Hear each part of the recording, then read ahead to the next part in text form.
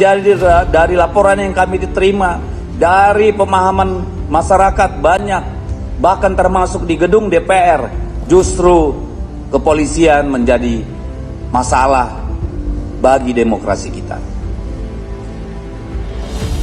Dan ini sebenarnya kesempatan untuk refleksi bagi seluruh bayangkara negara di institusi kepolisian.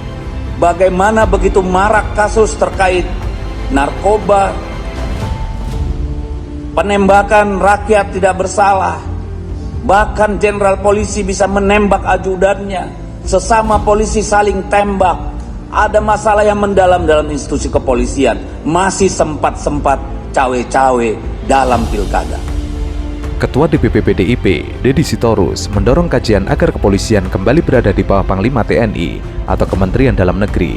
Hal itu disampaikan Deddy menyusul dugaan keterlibatan intervensi polisi dalam pilkada. Selain itu, Deddy mengatakan tugas polisi mungkin jika nanti DPR bersama-sama menyetujui, yaitu menjaga lalu lintas supaya aman dan lancar, berpatroli keliling dari rumah ke rumah agar masyarakat tidur dengan nyenyak.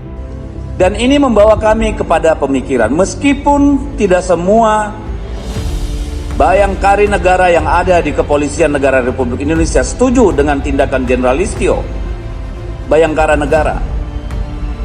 Tetapi perlu diketahui bahwa kami sudah sedang mendalami kemungkinan untuk mendorong kembali agar Kepolisian Negara Republik Indonesia kembali di bawah kendali Panglima TNI.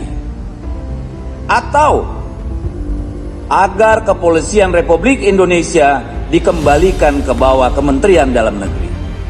Tugas polisi mungkin jika nanti DPR bersama-sama bisa menyetujui, menjaga lalu lintas kita supaya aman dan lancar, berpatroli keliling dari rumah ke rumah agar masyarakat tidur dengan nyenyak.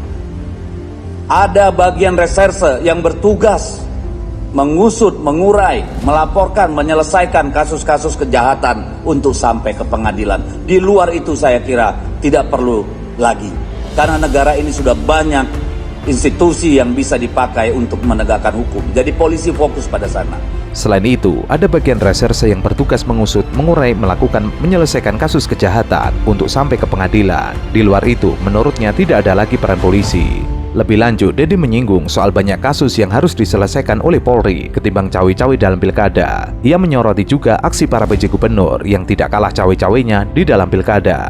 Ia meminta agar Kapolri Jenderal Listio Sigit Prabowo dievaluasi oleh Presiden Prabowo Subianto, sebab menurutnya Listio merupakan orang paling bertanggung jawab dalam intervensi aparat kepolisian di ajang pilkada serentak 2024. Dan itu terjadi mayoritas pada masa kepemimpinan Listio Sigit. Kami menyerukan seluruh bayangkara negara yang ada di institusi kepolisian, selamatkan institusi Anda. Jangan biarkan di bawah terpuruk, jatuh ke dalam lumpur oleh seorang Listio Sigit. Kami tidak perlu menyebutkan di mana saja kasus itu. Itu nanti akan menjadi bahan pembuktian di sidang. Tapi kami ingin menyampaikan kepada seluruh rakyat, ada seorang Listio Sigit yang harus bertanggung jawab atas apa yang terjadi belakangan ini. Yang kedua, dari segitiga ini ada yang namanya PJ Kepala Daerah. PJ Kepala Daerah ini semua berada di bawah kendali Kementerian Dalam Negeri.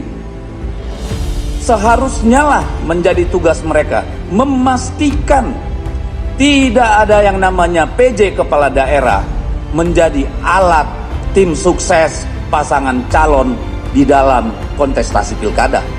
Di dalam benak kita semua kita tahu kok Polri itu kan harusnya sipil ya kan? Itu beda sekali dengan militer. Polri itu kalau kita lihat unsur, dia tuh unsurnya yin. Kalau militer itu unsurnya yang. Bedanya apa? Dia itu fungsinya pengembang. Tentara fungsinya penghancur. Pemikirannya jelas, kalau Polri itu harus jelas. Kalau militer perintahnya harus jelas.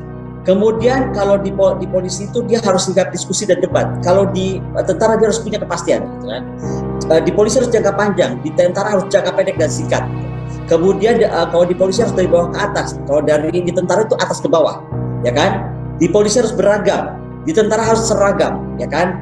Di polisi harus soft power, di tentara harus hard power, di polisi harus patuhi hukum, di tentara harus patuhi perintah, di polisi harus buka tutup tergantung keperluannya.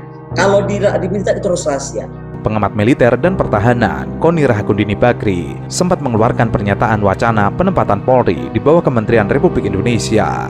Dalam akun Instagram, Koni mengatakan bahwa Hari Kebangkitan Nasional adalah saat yang tepat untuk melakukan reposisi demokrasi dan reformasi sistem keamanan nasional dengan pernyataan Presiden terpilih Prabowo Subianto untuk mensejajarkan Polri dan TNI. Hal ini dapat dilakukan melalui revitalisasi Polri ditempatkan di bawah kementerian, seperti halnya TNI di bawah Kementerian Pertahanan seperti saat ini. Sebagai catatan, kepolisian di dunia hanya ada 2 model, yaitu di bawah kementerian atau di bawah Pemda. Yang terjadi sekarang, polisi kita itu menjadi militer. Seharusnya menempatkan Kapolri itu sejajar dengan tidak sejajar dengan pejabat politik. Misalnya tadi, apakah harus kemudian di bawah Kemdagri gitu kan? Tapi sebagai pejabat teknokrasi atau birokrasi.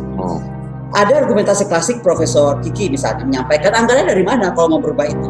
Sebentar, model Jepang itu tidak merubah anggaran, tapi dia memindahkan Kapolrinya itu di bawah Kemdagri.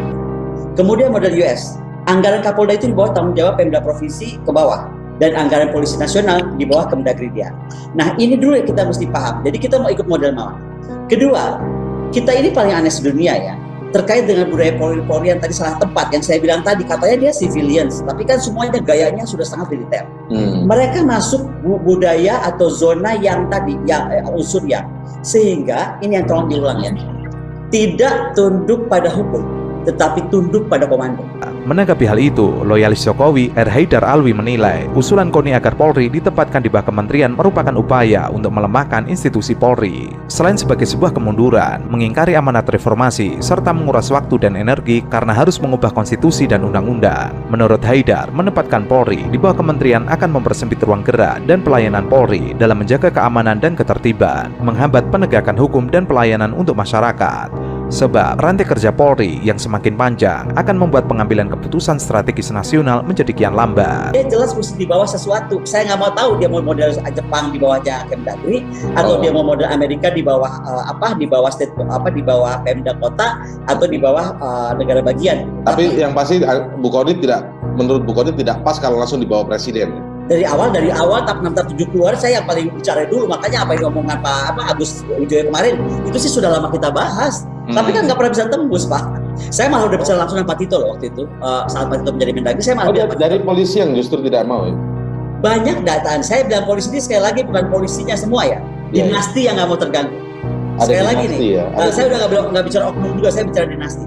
Waktu itu saya sampai kado Pak Tito selamat jadi Mendagri gitu. Kalau gitu Pak, sekarang lah waktunya untuk kemudian membuat polisi itu di bawah Kemdagri, toh tetap polisi di atasnya gitu. Haidar juga mengecam Koni yang dalam pernyataannya membawa nama Presiden terpilih Prabowo Subianto seolah-olah ingin mensejajarkan Polri dan TNI di bawah kementerian. Padahal Prabowo berkali-kali menegaskan bahwa jika dirinya menjadi presiden, Polri dan TNI akan tetap berada di bawah presiden. Koni tampaknya memang suka mencatut nama tokoh tertentu dalam pernyataannya yang kontroversial. Pertama, mengatasnamakan mantan Wakapolri Komjen Pol Purnawirawan Ogroseno ketika mengutarakan tuduhan bahwa Polri memiliki akses ke Sirekap dan pengisian C1 bisa dilakukan di Polres-Polres. Pernyataan Koni lantas diklarifikasi oleh Ogroseno dan Koni pun meminta maaf, mengakui bahwa dirinya keliru. Kedua, mengatasnamakan Ketua TKN Prabowo Gibran, Roslani Roslani, saat menyampaikan isu bahwa Prabowo hanya akan berkuasa 2 tahun atau bahkan bisa lebih singkat karena bisa jadi diracun. Tuduhan Koni lalu dibantah oleh Rosan. Selain itu, Haidar melihat usulan Koni menempatkan Polri di bawah kementerian cenderung bermuatan politis. Meskipun bukan usulan baru, ia menduga usulan kali ini ada hubungannya dengan pemilu 2024.